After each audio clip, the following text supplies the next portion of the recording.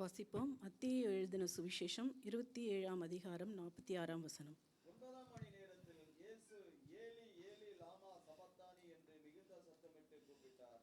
அதற்கு என் தேவனே என் தேவனே ஏன் என்னை கைவிட்டீர் என்று அர்த்தம். 9ஆம் மணி நேரம் என்பது பிற்பகல் 3 மணி அளவு. அந்த நேரத்தில் இயேசு கிறிஸ்து சிலுவையில் 4வது வார்த்தையாக ஏலி ஏலி லாமா சபக்தானி என்று சத்தமிட்டு கூப்பிடுகிறார்.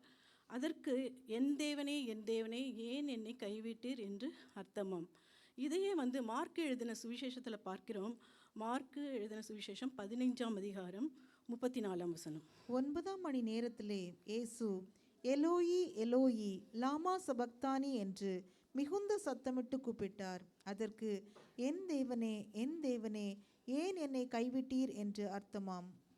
இரண்டுமே ஒரே அர்த்தத்தை தான் குறிக்கிறது. மத்தேயு எழுதும் பொழுது அவர் எபிரேய மொழியில் அவர் ஏலி ஏலி லாமா சபக்தானி என்று எழுதுகிறார். மார்க் எழுதும் பொழுது அவர் அராமிக் லாங்குவேஜில் ஏலி ஏலி ஏலோயி ஏலோயி என்று எழுதுகிறார். இரண்டுமே ஒரே அர்த்தத்தை தான் குறிக்கிறது. கர்த்தராகிய இயேசு கிறிஸ்து இந்த வார்த்தையை சொல்லும் பொழுது பூமி எங்கும் ஒரு அந்தகாரம் சூழ்ந்திருப்பதை நாம் பார்க்கிறோம். வாசிப்போம். மார்க் 15ஆம் அதிகாரம் 33ஆம் வசனம். 6ஆம் மணி நேரம் முதல் 9ஆம் மணி நேரம் வரைக்கும் பூமி எங்கும் அந்தகாரம் உண்டாயிற்று.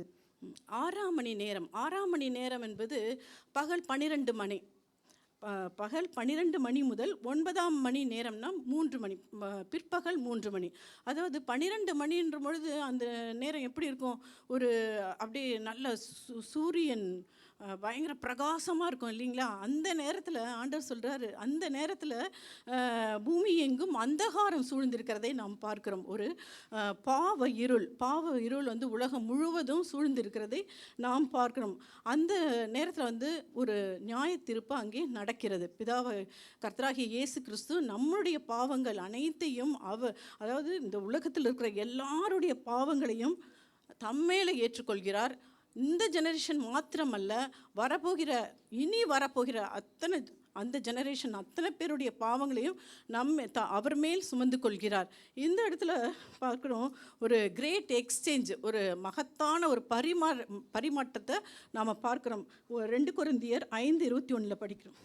நாம் அவருக்குள் தேவனுடைய நீதி ஆகும்படிக்கு பாவம் அறியாத அவரை நமக்காக பாவமாக்கினார்.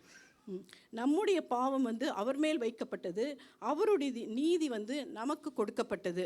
நாம் நிற்க வேண்டிய இடத்துல அவர் நின்னார். நமக்கு வர வேண்டிய அந்த நியாய தீர்ப்பு கர்த்தராகிய இயேசு கிறிஸ்து அவர் ஏற்றுக்கொண்டதை நாம் பார்க்கிறோம். நாம் இதையே ஏசாயா 53ஆம் அதிகாரம் 5ஆம் வசனத்தில் நாம் பார்க்கிறோம். நம்முடைய மீறுதல்களின் நிமித்தம் அவர் காயப்பட்டு நம்முடைய அக்கிரமங்களின் நிமித்தம் அவர் நொறுக்கப்பட்டார். நமக்கு சமாதானத்தை உண்டு பண்ணும் ஆக்கினை அவர் மேல் வந்தது. அவருடைய தழும்புகளால் குணமாகிறோம். நம்முடைய பாவங்கள்னாலும் நம்முடைய அக்கிரமத்தினாலும் அவர் தண்டிக்கப்பட்டார்.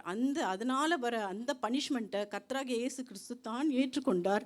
அந்த பாவத்தினால் வர அந்த நோய்களையும் அந்த பாடுகளையும் வேதனைகளையும் இயேசு கிறிஸ்து சுமந்து கொண்டார். இங்கே பார்க்குறோம், கர்த்தராகிய இயேசு கிறிஸ்து பிதாவாகிய தேவனை எப்பொழுதும் பிதாவே பிதாவே என்று தான் கூப்பிடுவார். ஆனால் இந்த இடத்துல நம்ம பார்க்கிறோம், என் தேவனே ஏன் என்னை கைவிட்டீர் என்று கூப்பிடுவதை பார்க்கிறோம். ஆபக்குக் 1:13 பார்க்கிறோம், பிதாவாகிய தேவன் அவர் மகா பரிசுத்தர், அவர் பாவத்தை பாராத சுத்த கண்ணர், அவர் மகா பரிசுத்தர், நீதியின் நியாயாதிபதி. அவர் அவர் பாவத்தை வந்து அவர் ஒரு காலம் ஒப்புக்கொள்ளவே மாட்டார். ஒரு ஒரு நீதிபதி வந்து ஒரு குற்றத்தை பார்த்தா அவர் வந்து சுமார் பரா அதற்கேற்ற தண்டனையை அவர் கண்டிப்பாக கொடுத்தே தீருவார். அதே போல தான் பிதாவாகிய தேவன் வந்து, அதாவது அந்த நீதியின் தீர்ப்பு வந்து இயேசு கிறிஸ்துவின் மேல் வந்ததை நாம் பார்க்கணும். நமக்கு கொடுக்க வேண்டிய அந்த தீர்ப்பு கர்த்தராகிய இயேசு கிறிஸ்து அவர் ஏற்றுக்கொண்டார் என்பதை இந்த இடத்துல நாம் பார்க்குறோம். இந்த இடத்துல பார்க்கும் பொழுது பிதாவுக்கும் குமாரனுக்கும் உள்ள ஒரு ஒரு ஒரு பிரிவை அங்கு நாம் பார்க்கிறோம். அவருக்கும் பிதாவுக்கும் குமாரனுக்கும் உள்ள அந்த உறவு துண்டிக்கப்படுவதை நாம் பார்க்கிறோம். அதாவது ஒரு குழந்தை வந்து தன் தகப்பனை வந்து வீட்டில் என்னன்னு கூப்பிடும், அப்பான்னு கூப்பிடும் இல்லையா? அதே தகப்பன் வந்து நீதிமன்றத்தில் இருக்கும் பொழுது அந்த குழந்தை என்னன்னு கூப்பிடும், மதிப்புக்குரிய நீதிபதியே என்று கூப்பிடும். அதே போல தான் அதாவது நம்மளுடைய பாவத்தை கர்த்தராகிய இயேசு கிறிஸ்து அவர் ஏற்றுக்கொண்டதுனால இந்த இடத்துல பார்க்குறோம், அவருக்கும் பிதாவுக்கும் ஒரு இருக்கிற அந்த உறவு துண்டிக்கப்படுகிறத நாம் பார்க்குறோம். அதனால தான் இயேசு கிறிஸ்து பிதாவை பார்த்து, பிதாவாகிய தேவனை பார்த்து என் தேவனே என் தேவனே என்று சொல்வதை நாம் பார்க்கிறோம். இந்த இடத்துல அவருக்கும் பிதாவுக்கும் இருக்கிற அந்த குமாரனுக்கும் இருக்கிற அந்த உறவு துண்டிக்கப்படுகிறதை நாம் பார்க்கிறோம். எபிரேயர் 13, அதாவது இந்த சம்பவங்கள்லாம் எங்கே நடக்கிறது என்றால் எருசலேம் நகரத்துக்கு வெளியே நடப்பதை நாம், அதாவது எருசலேம் நகரத்துக்கு வெளியே நடக்கிறதை நாம் பார்க்கிறோம். எபிரேயர் 13:12 பார்க்கிறோம். அந்தபடியே இயேசுவும் தம்முடைய சொந்த இரத்தத்தினாலே ஜனத்தை பரிசுத்தம் செய்யும்படியாக நகர வாசலுக்கு புறம்பே பாடுபட்டார். மக்களுடைய பாவம், அதாவது நம்மளுடைய பாவங்கள் எல்லாவற்றையும் அவர் வந்து அதை சுத்தமாக்கும்படி கர்த்தராகிய இயேசு கிறிஸ்து எருசலேம் நகரத்துக்கு வெளியே பாடுபடுவதை நாம் பார்க்கிறோம். பழைய ஏற்பாட்டு காலத்தில் பார்க்கும் பொழுது ஒருத்தருக்கு வந்து குஷ்டரோகம் வந்துச்சுன்னா அந்த மனுஷன் வந்து எங்கே இருக்கணும்னா தன் குடும்பத்தை விட்டு அந்த ஊருக்கு வெளியே புறம்பே தான் இருக்கணும். ஏன்னா வந்து அந்த குஷ்டரோகம் வந்து தன் குடும்பத்தார் மேலே அது பரவக்கூடாது என்பதற்காக அந்த நாளில் என்ன பண்ணுவாங்க, அந்த மனுஷனை வந்து ஊருக்கு புறம்பே வைப்பாங்க. அந்த குஷ்டரோகம் என்பது வந்து பாவத்தின் சின்னமாக அந்த நாளில் கருதப்பட்டது. ஏன் வந்து அவனை வந்து வெளியே,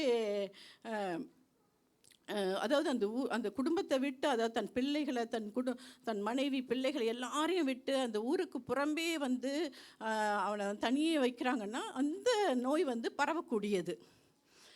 வாசிப்போம். லேவியராகமம் 13:46. அந்த வியாதி அவனில் இருக்கும் நாள் வரைக்கும் தீட்டுள்ளவனாக எண்ணப்படக்கடவன். அவன் தீட்டுள்ளவனே ஆகியால் அவன் தனியே குடியிருக்க வேண்டும். அவன் குடியிருப்பு பாளையத்துக்கு புறம்பே இருக்க கடவது.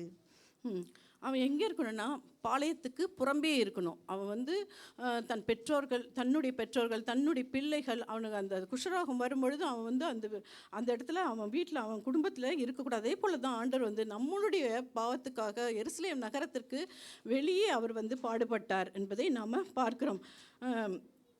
அந்த குஷ்டரோகம் அவன் இடத்துல இருக்கிறதா இல்லையான்னுட்டு ஆசாரியன்னுட்டு அவன் வந்து காமிக்கணும். அது வந்து லேவியராகமம் 13 நாம் பார்க்கிறோம். 13:9-10 பார்ப்போம். குஷ்டரோகம் ஒரு மனிதனுக்கு இருந்தால் அவனை ஆசாரியனிடத்தில் கொண்டு வர வேண்டும். அப்பொழுது ஆசாரியன் அவனை பார்த்து, தோலிலே வெள்ளையான தடிப்பிருந்து அது மயிரை வெண்மையாக மாற பண்ணிற்றென்றும் அந்த தடிப்புள்ள இடத்திலே ரண மாம்சம் உண்டென்றும் கண்டாள். அதாவது அந்த குஷ்டரோகம் இருக்கிறதா இல்லையான்னு சொல்லிட்டு ஆசாரியன்கிட்ட அவன் காமிக்கணும். அந்த ஆசாரியன் வந்து பார்ப்பான். அவன் பார்ப்பானே ஒழிய அவன் வந்து தொடமாட்டான். ஏன் தொடமாட்டான்னா அந்த குஷ்டரோகம் வந்து அவன் மேல் ஒட்டிக்குமேன்னு சொல்லிட்டு அவன் பார்ப்பான். இவன் மேலே வந்து குஷ்டரோகம் இருக்குதா இல்லையான்னுட்டு பார்ப்பான். பார்த்துட்ட பிறகு அவன் தீர்ப்பளிப்பான். இவன் வந்து உள்ளே வரணுமா வரக்கூடாதான்னுட்டு அவனுக்கு வந்து மேலே வந்து குஷ்டரோகம் இருந்துச்சுன்னா அவன் வந்து பாளையத்துக்கு புறம்பே தான் இருக்கணும். ஆனால் வந்து புதிய ஏற்பாட்டின் காலத்தில் பார்க்கும் பொழுது இதே சட்ட திட்டங்கள் அந்த நாளிலும் புதிய ஏற்பாட்டின் காலத்திலும் இருந்துச்சு. அப்போது இங்கே நம்ம பார்க்குறோம் மார்க் எழுதின சுவிசேஷம் 1ஆம் அதிகாரம் 40-41 படிப்போம். அப்பொழுது குஷ்டரோகி ஒருவன் அவரிடத்தில் வந்து அவர் முன்பாக முழங்கால் படியிட்டு, உமக்கு சுத்தமானால் என்னை சுத்தமாக்க உம்மால் ஆகும் என்று வேண்டிக் கொண்டான். இயேசு மனதுருகி கையை நீட்டி அவனை தொட்டு, எனக்கு சுத்தமுண்டு, சுத்தமாகு என்றார். இந்த இடத்துல நம்ம பார்க்குறோம் புதிய ஏற்பாட்டின் காலத்தில் இந்த குஷ்டரோகி ஒருத்தர் இருக்கிறான். அவனை வந்து இந்த பாளையத்துக்கு வெளியே தான் இருக்கிறான். அந்த இடத்துல வந்து கர்த்தராகிய இயேசு கிறிஸ்துவை பார்த்துட்டு, ஆண்டவரே உமக்கு சித்தமானால் என்னை சுத்தமாக்கும் என்றான் அப்படின்னு சொல்கிறான். உடனே பிரதான ஆசாரியராகிய இயேசு கிறிஸ்து என்ன பண்ணுறாரு, அவனை தொடுறாரு.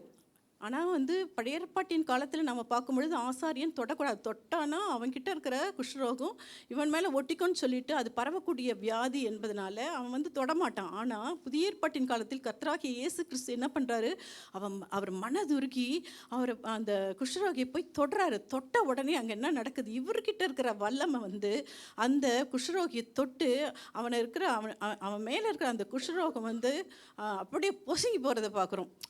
அவன் வந்து சுகமாகிறதை பார்க்குறான். ஆனால் அது பழைய ஏற்பாட்டின் காலத்தில் அப்படி கிடையாது. இவன்கிட்ட இருக்கிற அந்த வியாதி வந்து ஆசாரியன் மேலே ஒட்டிக்குமேன்னு சொல்லிட்டு அந்த ஆசாரியன் பார்ப்பானே ஒழிய தொடமாட்டான். ஆனால் கர்த்தராகிய இயேசு கிறிஸ்து அவர்கிட்ட இருக்கிற வல்லமை அவர்கிட்ட இருக்கிற அந்த வல்லமை புறப்பட்டு போய் அவனை தொட்ட உடனே அவன் சுகமாவதை நாம் பார்க்கிறோம்.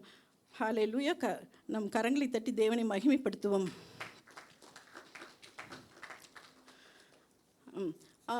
கர்த்தராகிய இயேசு கிறிஸ்து அதாவது எருசலேம் நகரத்திற்கு வெளியே இந்த சம்பவம் நடக்கிறது. அவர் வந்து நமக்காக நம்மளுடைய பாடுகள், நம்மளுடைய எல்லா சாபங்கள் எல்லாவற்றையும் ஏற்றுக்கொண்டு நாம் பிதாவோடு ஒப்புரவாக அவர் எல்லாவற்றையும் தம்மேல வந்து ஏற்றுக்கொள்கிறார். அவர் வந்து தம்மேல ஏற்றுக்கொள்கிறார். அதாவது எருசலேம் நகரத்திற்கு வெளியே இது பாடுபடுகிறார். நாம் உள்ளே பிரவேசிக்கிறதற்காக 128ஆம் சங்கீதத்தில் பார்க்குறோம், உன் ஜீவனுள்ள நாளெல்லாம் எருசலேமின் வாழ்வை காண்பாய் என்று. எருசலேமின் வாழ்வின்னா என்னது, எல்லா ஆசீர்வாதமும் சமாதானமும் நாம் பெற்றுக்கொள்வதற்காக அவர் கர்த்தராகிய இயேசு கிறிஸ்து நகரத்திற்கு வெளியே பாடுபடுவதை நாம் பார்க்கிறோம். நாம் கைவிடப்படக்கூடாது என்பதற்காக அவர் கைவிடப்பட்டார். நாம் புறக்கணிக்கப்படக்கூடாது என்பதற்காக அவர் புறக்கணிக்கப்பட்டார். அவர் நாம் நியாயம் தீர்க்கப்படாதபடிக்கு அவர் நியாயம் தீர்க்கப்பட்டார். ஏன்னா இதற்கெல்லாம் காரணம் எதுனா, இந்த பாவத்தை வந்து அவர் சுமந்ததுனால நாம் பிதாவோடு நாம் ஒப்புரவாக்கப்பட்டோம் இல்லைங்களா. நாம் வந்து நம்ம தேவனை வந்து தேவனே என்று கூப்பிட்ட நாம் இப்பொழுது பிதாவே பிதாவே என்ற புத்திர சுவிகாரத்தை நமக்கு ஆண்டவர் மூலமாக கர்த்தராகிய இயேசு கிறிஸ்துவின் மூலமாக நாம் பெற்றுக்கொண்டோம். ஆமென். ஹல்லேலூயா. தேவன் என்று நாம் கூப்பிட்ட நாம் பிதாவே இப்பொழுது பிதாவே என்ற புத்திர சுவிகாரத்தின் ஆவி அந்த சிலாக்கியத்தை கர்த்தராகிய இயேசு நமக்கு கொடுத்ததுனால தேவனுக்கே மகிமை உண்டாவதாக. ஆமென்.